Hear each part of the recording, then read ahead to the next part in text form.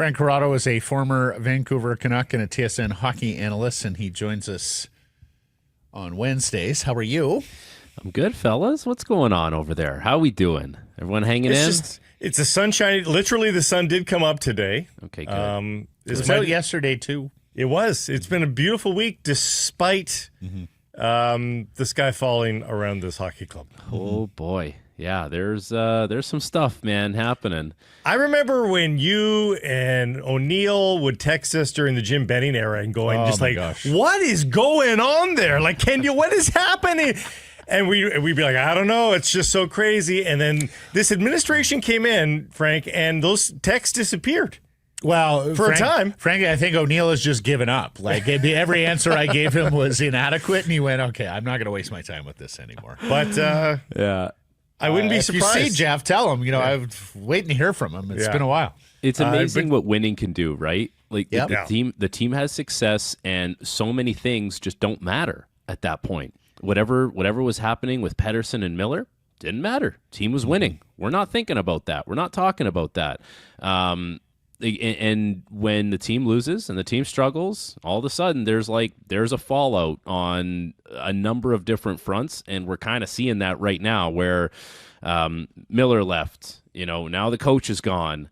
Or there's going to be changes at some point with the group. You would have to think the status of the best player moving forward. Like there's a few dominoes have kind of dropped, but it's almost like we're halfway through the whole chain of it before we get to see what the end results are. People love to go to the top, whether that means ownership or Jim Rutherford and Patrick Oveen, wherever you denote the top is, because one's the top of hockey ops, one's the top. But we said when these guys came in after the craziness of the Jim Benning era, different kind of crazy. We said the adults are in the room. It feels like it felt like, okay, these guys, tried and true NHL executives. There's some normalcy being restored to the organization. But then this past year has happened. Do you absolve to any degree the coach and the manager, or you can tackle it individually? Like, was this just too crazy in the locker room? Because the guys that we thought were the adults in the room, they clearly couldn't control it. Rick Tocchet, who seems very much like an adult in the room, he couldn't control it, and he sort of washed his hands going, I'm not coming back because of all this. Was it just too crazy in the room? Is that it? Okay, let's go back to the first point you made about, the Benning era finishing and these guys coming in and being the adults in the room. Like at the time, correct me if I'm wrong, but when these guys took over, there would have been a narrative brewing that, man, there's some mess to clean up here. Is there not? Yes. Like they didn't inherit a great situation.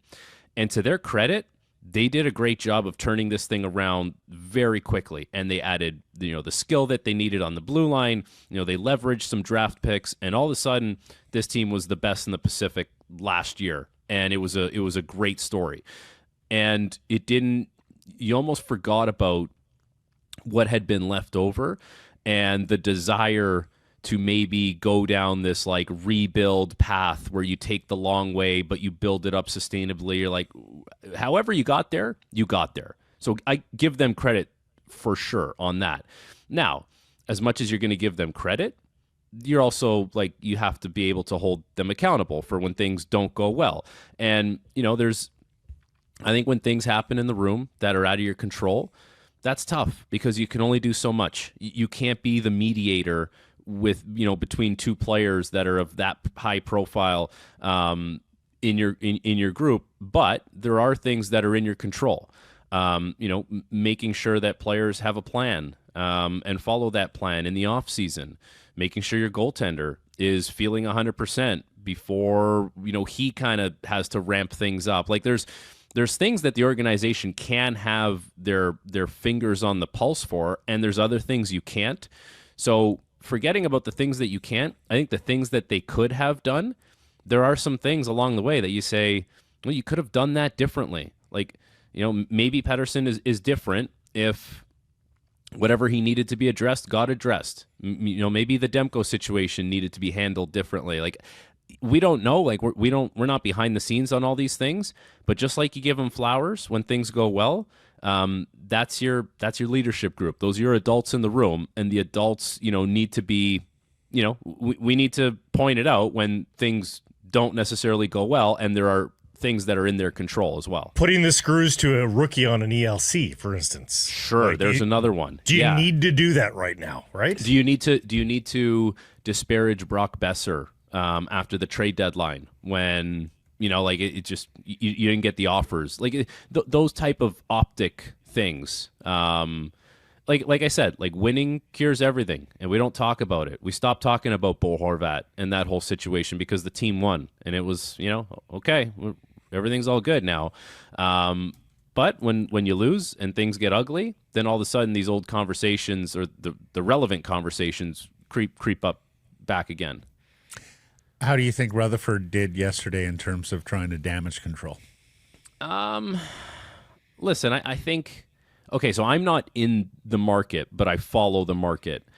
My sense watching from the outside is that he was just pretty genuine and authentic in what he usually is. And I don't think he did any more damage than could have been done. I just think he was basically, this is what it is, and laid it all out there. And I don't think it was overly inflammatory, but he kind of let us in on what was happening, at least. So I appreciate that. It felt different than the end of the year press conference. That felt like it had a different tone. That was a bit of a wild ride. So I don't have any, it's not like I have some big grand takeaway from the Jim Rutherford media availability yesterday. There is one thing though, I would love to chime in on, if you guys are okay with that. Yeah, please chime. The practice facility thing. Yep. This has been something that's been going on there for a long time, right? And all these teams now have practice facilities that are designed to help your organization in every way, shape, or form, whether it's multiple ice pads, a big sprawling facility where you can do so much more off the ice, and you can add different types of, treatment modalities, and you have room for all these things. And when you're a coach and you're I look around the league and I see every team has that investment and is making that investment, and I don't have that tool at my disposal. So I'm playing a different game than the other guys, and I think I could make our team better with, and I'll give you an example. You may think an ice surface is just an ice surface. What's the big deal? Well, teams now will do a practice that starts on one pad, with power play, special teams, whatever, and then they go right to the other pad, and it's flooded and it's easy, and you're now limiting your practice time at 40 minutes instead of saying, well, I would love to get an ice scrape in, so we got to go back into the room and, so we can do special teams on some fresh ice. That's utilizing both ice pads. There's other things where, teams will do devoted skill sessions for 20 minutes, let's say. It's the D are going to go on one pad with the D guy. The forwards are going to go on one pad with the forward guy.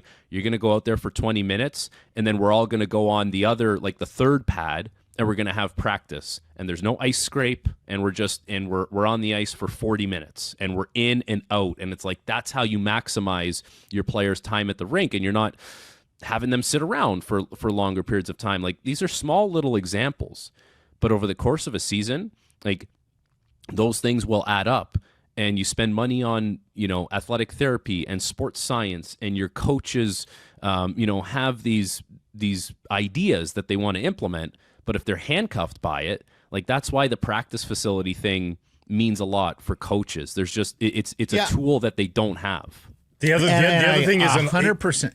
The other thing is an office. A nest, because they're only in their office at Rogers Arena when they're practicing there. But when Pink's got a concert there, guess what? They're just they're a guest at UBC. They're a guest wherever. And Frank, I don't dispute a single syllable of what you just said. Let me play devil's advocate for a small second with a follow-up. You're a free agent. Your agent comes to you and says, Frank, the Vancouver Canucks are offering slightly more money, and your role with the Vancouver Canucks looks slightly bigger than it does with Team X, but they don't have a practice facility. Does that make the decision for you? Like, is No. that a deal breaker for you? But if it's even money. No, the practice facility thing is not going to factor in if you're a free agent. For me, anyways, I don't think it will. It's more on like a team level, coaching, maximizing For sure. maximizing rest, maximizing your days at the rink, that type of stuff. A player probably looks at it and says, "Oh, I don't have to drive 30 minutes to the practice rink a little bit outside of town. Yeah, okay. Like I'll just go to the game rink." It's not a recruitment thing per se. Although I will say, like, the teams that I played on outside of Vancouver, like I played in Toronto, their practice facility was incredible, like so good. And then in Pittsburgh, it was like Toronto's practice facility, but 10 years newer. So like that felt like it was Toronto's facility on roids almost. And I'm like, But word gets out amongst the players my too, Frank, God. that this place is a great place to play. Like they treat you well. Like that. Well, that's it. It's the about- holistic "they treat you well" thing. Whether Yeah. they drill down, it's because of the practice. The holistic "they treat you well" here. That does get Well, brought it up. also indicates the seriousness of winning, right? Yeah. Like that's Yeah. the other thing. yeah. But that's the reality that the Canucks are faced with right now. They don't have a practice rink, and they got to make the most of what they got. And for whoever the new coach is going to be, like he's not going to be able to do the multi-pad practice that a lot of other coaches are doing with the skill development or the injured ice or the special teams ice. It's not a reality. So you gotta find a way to move past it. But it would be a nice tool to have if you were the coach of the team. Teams like the LA Kings, who have the same land issue that we have here. What are they, 4 there at the Toyota complex there in El Segundo? Segundo. Like, Yeah. it's unbelievable, and they can do exactly what you're talking about. Yeah. Talk had made the correct decision, I think, for him. What do you think? You think he gets one of these East Coast openings or openings down Or south? TV, which is more likely. Yeah, I think he's probably going to take one of these East Coast things. I don't know, right away when the Philly job opened up, I was like, well, doesn't that make sense for Rick Tocchet? And I'll tell you why I think that is a job opening that would be highly sought after if you're a coach. Because you can add a lot of legs to your tenure there based on when the team is going to be expected to win. Meaning, Rick Tocchet goes there right away. He's not being judged on wins and losses yet. He's being judged on, can you build a culture here that eventually when we get the pieces for you, we can win. And then once the pieces are all in place, then it takes a little while to get them, into like a playoff realm. Then you're judged by wins and losses. So ask yourself this. How many years is that for the Philadelphia Flyers? Is that like 5 years away? So, I mean, you can have that conversation, whether it's 2, 3, 4, 5 years away. My point is, it's a good spot to be if you're a coach, because all you need to do is build a foundation, build a culture, do things the right way by your young players that you're going to need to lean on at some point. And then a few years down the road, then you'll be judged on wins and losses. And so now you're not a coach that goes somewhere and is expected to win right away and has a short shelf life and you're like in and out in 2 years. You're a coach that says, we're building a program here and there's going to need to be a little bit of patience, but we're going to turn the corner and then we will win. That turns from like a 2-year tenure into like a 7-year tenure, and you have really good job security. If he goes to the New York Rangers, And you're beloved there too, right? People want you to succeed. Yeah. They are going to give you the benefit of the doubt. if That he could goes go to the south, New York, though, right? Like that. That's Oh, of the only course it thing that can. could go It south. did It's this like, year in Vancouver. Like no, last but year, like the legendary players, like sometimes you have this like image of the legendary player that played there, and you're like, man, I would hate to hate that guy because I Right. loved him as a player, right? But with that being said, like Joe Sakic has avoided that in Colorado. I'm like Stevie Y's an interesting one right now because He's starting to feel it there, especially after that presser yesterday, Frank. that's Trevor an Linden interesting got one. out soon enough here where I don't think he tarnished his reputation at all. Like but Rob it's a Blake's risk. in Rob Blake's in LA, and I think it depends on which corner of LA King fandom you talk to, what their opinion would be there. But the team's in the playoffs every year. Can't get past the Oilers. But yeah, I think, as much as he's a legend there, I don't think they turn on him quickly because you're not getting judged by the wins and losses yet. No. Let me ask you this. If he goes to the Rangers, does that damn the decisions of the Vancouver Canucks management to trade JT Miller? Because if he chooses the team where JT Miller is the second best forward on the team and has a no move and is not going anywhere and is signed for eternity, if he's saying, I want to be with that guy, does that say, well, why did the management trade him? Wouldn't that be interesting? Like, okay, the management traded him. You were very aware of everything that happened in the room. You know the dynamic, you know the arguments, like you know it from all different angles.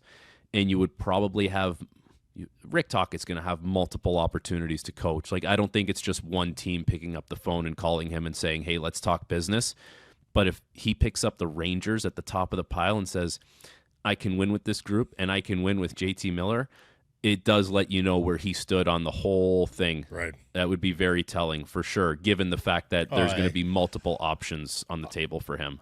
Honestly, I don't think there's a lot of murkiness in terms of where he stood on the whole thing. For sure. I mean, I think at one point JT's attitude, his language, his deportment got to the point where Rick had to step up for Elias Pettersson and others whom JT was clashing with. But I think it is crystal clear that he feels like he hasn't been able to get through to Elias and that Elias hasn't applied the lessons. And that he's willing to work with JT. And that he absolutely loved JT Miller prior to the benching in Nashville, because I think he felt like he was the perfect antidote to get him back on track when JT was burning a little too hot. I think he loved the dynamic there until it all went south in that against Nashville in the benching.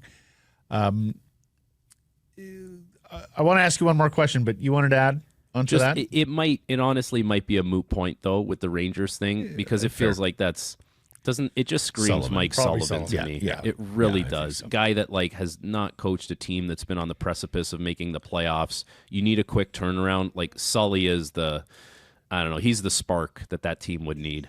Yeah, the only thing I would say there is that he's a Boston guy. He was a young coach there who probably wasn't ready. He may want to right a wrong by going home. And, Boston's in a team cycle, much like the point you were just making about Philadelphia, where your security might be longer there than it is in New York, where you have a little bit of an erratic owner and you're going to be expected to turn it around quickly with a lot of guys in their 30s whose best hockey might be. They've got 3 years left. Yes, They've got 3 years left tops. The only fear I'd have if I were going to Boston is, are we the next version of Pittsburgh that I just left? Right. Yeah, where there's possible. not much in the cupboard and it might not be that quick of a turnaround. And you think like Sweeney and Cam Neely are going to be patient with you the way Jonesy and Briere would be? I don't think so. Look what they did to Jim Montgomery this year. And I hear you there, Frank. I might like my chances of sticking around longer than Sweeney or Neely if you take that that's job. A fair point. That's a fair point for sure. And then, you look at the Rangers, Panarin, Zibanejad, Miller, Kreider, Trocheck, all on the wrong side of 30. So you've got to get them playing good hockey, and then you've got to find replacements for them soon enough. Of course, I mean, you do have the great goaltender there. Last question for you. Peter Laviolette and Manny Malhotra are candidates here in Vancouver, as per Jim Rutherford yesterday. A thought or two on those two gentlemen? So the Laviolette thing is interesting because there's no doubt, great coaching resume, great career, but short tenure. Everywhere he's gone the last little while, right? It's 1 year or 2 years and might get you a quick little burst in 1 year, but it feels like it's not far or not long after that. He kind of gets shown the door. So that's always something you have to look at and say, buyer beware. And Jim Rutherford also brought up the point, Vancouver hasn't been able to retain coaches for a long period of time. Like it just, it hasn't happened. He brought up Pat Quinn. He brought up AV. It would be nice if the fan base, the media base, the team, the players, if they could have someone that could be there, like make an investment in a coach that could stick around for a while. And Manny is an interesting name because you guys know Manny from when he played. Like he was like a pseudo coach when he was playing, right? Yeah. Like, very sharp eye for the game, big leadership qualities. He's obviously done a really nice job in Abbotsford, especially with the young players there. And I always love the story of like the young coach that gets the opportunity and makes the most of it instead of like, let's just go back to the well on someone who got recycled through. And I have no doubt Manny, like if you knew him as a player, he put in the work. Coaching is obviously different. You're grinding and cutting video for hours and hours. He'd be putting in the work. And he's an astute guy. So listen, you don't know, you don't know what it's going to be like for those guys until they get to the NHL and they have to do it and they have to implement things and they have to manage personalities. Like managing AHL personalities, not the same as managing NHL personalities. Fair, right? fair. And that's where experience kind of comes in. But I would say, if those are your two options, which I'm sure there's going to be way more, but if those are your two options, I'm more intrigued by Manny and what that can be in the long term than just getting like a short burst and then looking for a coach again in 2 years. Yeah. Did you have much dealings with Alex Burrows calling Canadians games? I know he's in player development, not on the bench these days, but did you have much dealings with Burr? I would see him around a little bit when he was on the bench, just crossing paths. But yeah, he's more on the player development side now. But yeah, for sure. This is pet project. He wants Burrows. No, it's not my pet project. No? It's just you cover this team for 17, 18 years. You get to know if Francesco loves Alex. to get the band back together. Francesco loves marquee value.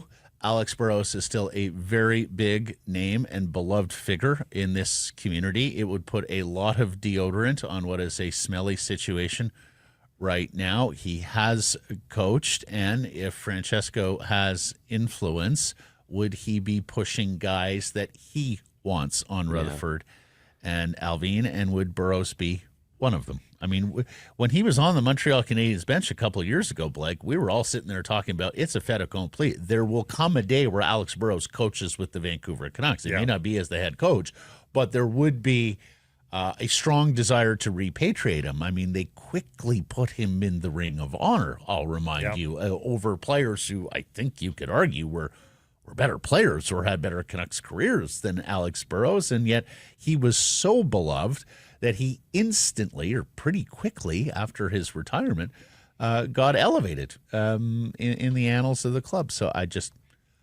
it's a name that I'm watching, Frank. No more, I don't no less. think that one is, would they balk at bringing him in? I think that one is do I want to move back across the country and do I want to go back behind the bench and all the hours that entails, right? Like if you kind of fill in the blanks there, you go from behind the bench to in player development, maybe you want to spend a little more time at home with the family and to go back into it and then just move away from everyone. That's where that maybe gets snagged. But I mean, I have no doubt if Burrows was behind the bench, he would be great. Like he's a smart hockey guy and he's really good at relating to the players. It's just, how do you make it work? Yeah. And if Alex, if it's a family situation that is preventing Alex from coaching right now, then I completely understand that. Of course, if Alex wants to be a head coach, he is going to have to move out of the province of Quebec. Well, I think that's it. If he wants to do it, I think he'll do it. I don't think it's if he called them and said, I'm interested in this, they're not hanging up. No, hell no. He's getting an interview. Yep. Thank you very much, Frank. Appreciate this. Until next week, bud. All right, boys. Have a good one.